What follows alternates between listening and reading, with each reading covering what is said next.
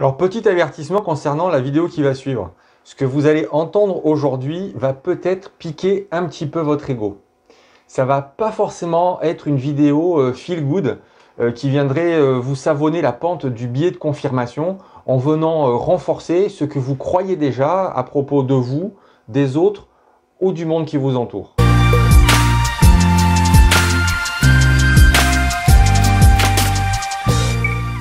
Bonjour à toutes et tous, c'est Christophe et bienvenue dans cette toute nouvelle vidéo pour vous aider à reprendre votre vie en main. Alors, ce que je vous propose aujourd'hui, c'est de mettre un peu les mains dans le cambouis et de débusquer un bon vieux fantôme du placard. C'est celui de l'illusion de l'adolescence éternelle. Alors, quoi qu'on en dise, les transitions de vie ont quand même ce truc bien particulier de nous obliger à prendre du recul sur notre parcours de vie. Parce qu'on est bien d'accord que ce n'est pas vraiment le genre d'exercice qu'on a l'habitude de faire quand tout roule bien, hein, quand tout va bien pour nous. Mais quand les circonstances nous amènent à faire ce genre de bilan, il arrive assez souvent qu'on remonte le temps en fait, hein, jusqu'à l'adolescence, voire même jusqu'à l'enfance. Du coup, on a une vision de notre vie comme une sorte de ligne continue où se succèdent les hauts et les bas et qui part donc de notre enfance pour arriver jusqu'à l'âge adulte en passant par cette période bien particulière qui est l'adolescence. Alors, pourquoi cette période serait-elle si particulière que ça? En fait, quand on regarde, elle est à part entière une transition de vie. Regardez, on peut largement lui appliquer les 3 phases du processus de transition de vie qu'on a vu dans les précédentes vidéos. Il y a bien une phase de fin, c'est la fin de la période de l'enfance. Ensuite, on a bien une zone neutre avec toutes les incertitudes du quotidien, la recherche de sens, la quête d'identité, la construction de nouveaux repères, etc. Et enfin, on a bien le nouveau départ, qui est le départ dans la vie d'adulte avec les projets professionnels, les projets personnels, les projets familiaux, etc. Et donc, c'est bien dans cette période de grands changements hein, qu'on imagine les grandes lignes de notre future vie. Alors, ok, ces grandes lignes, elles sont quand même déjà un peu influencées par quelques messages qui viennent de papa, maman et compagnie, ou voire même des figures d'influence hein, que l'on a encore aussi pendant cette période. Mais la construction de notre scénario de vie continue aussi à l'adolescence en fonction de nos rêves, de nos aspirations et des nouvelles figures d'influence qu'on croise en fait sur notre route. Et donc on est là en pleine construction de notre identité sociale. Et c'est toujours pendant cette période de recherche identitaire qu'on commence aussi à accepter des étiquettes que les autres nous collent sur le front ou qu'on se colle soi-même, hein, parce qu'à ce moment-là de notre vie, elles nous arrangent bien. Et à force, ces étiquettes, elles vont finir par teinter un peu la couleur de notre personnalité. Rappelez-vous votre bande de potes au lycée. Peut-être qu'il y avait, je ne sais pas, le sympa, la débrouillarde, le casse-cou, la fragile, le réservé, la séductrice, le rêveur, l'amuseur, l'indépendante, l'intello, etc. Alors attention, petite parenthèse, les le et les la que j'ai mis sont complètement aléatoires. Hein. Les étiquettes dont je parle ne sont pas genrées, elles s'adaptent parfaitement à tous les fronts.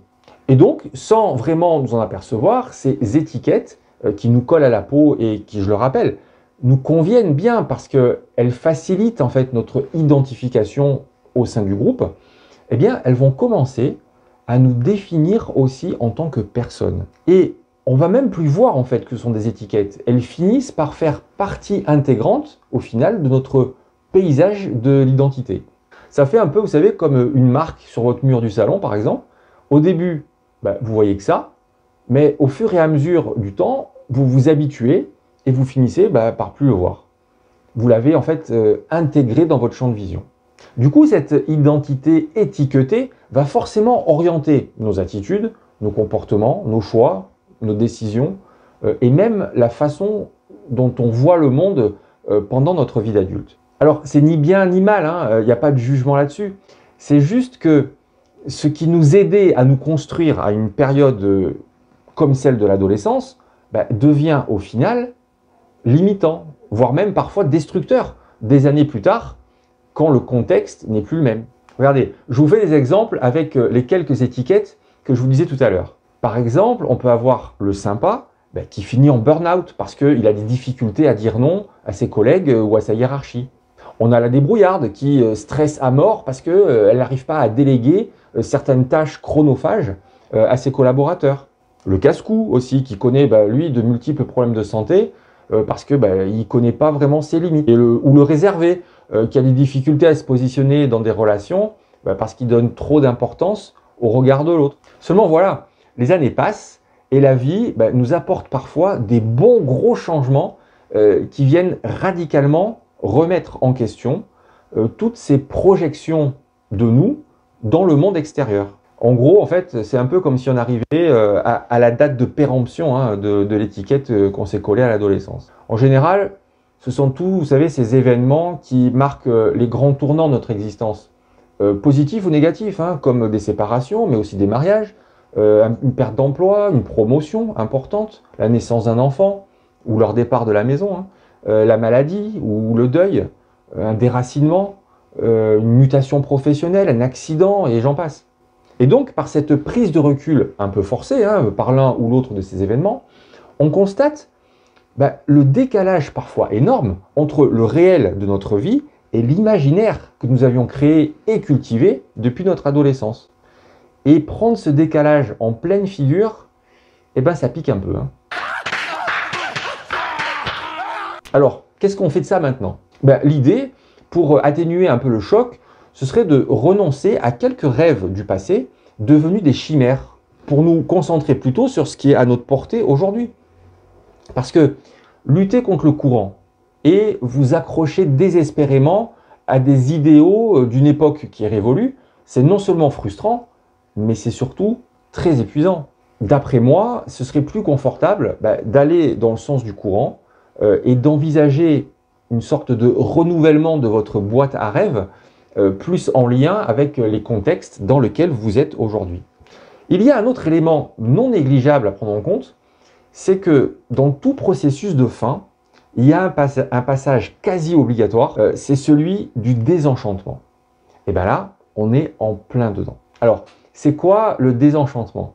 Le désenchantement, c'est cette prise de conscience, parfois violente, qui vous montre qu'une part importante de votre ancienne réalité n'était qu'une vue de votre esprit, un film que vous vous êtes construit et auquel vous avez adhéré sans réserve. Alors, en même temps, le désenchantement vous amène aussi à prendre conscience que ce que vous avez cru vrai à un moment donné de votre vie ne l'est pas forcément pour toute votre vie. En vous aidant en fait à renoncer à quelques-unes des illusions qui vous ont bercé depuis ce temps-là, vous serez en mesure d'exploiter la place qui est laissée libre pour de nouveaux rêves ou de nouveaux projets. Bon, je vous l'avais annoncé dans l'intro, cette vidéo, elle ne surfe pas vraiment sur la vague de la positive attitude, dont d'ailleurs je ne suis pas très fan entre nous. Mais quand même, je ne vais pas vous laisser comme ça et je vais vous raconter une histoire qui illustre parfaitement le sujet que j'avais envie de partager avec vous aujourd'hui, à savoir le renoncement à certaines des illusions du passé pour mieux construire votre présent. C'est l'histoire de Dieu, l'arbre et le fruit. Alors, cette légende, elle raconte qu'au commencement du monde, il y avait sur la terre que des pierres, des animaux et des arbres. Et un matin, l'un des arbres, il sentit un poids inhabituel au bout d'une de ses branches. En fait, c'était un fruit.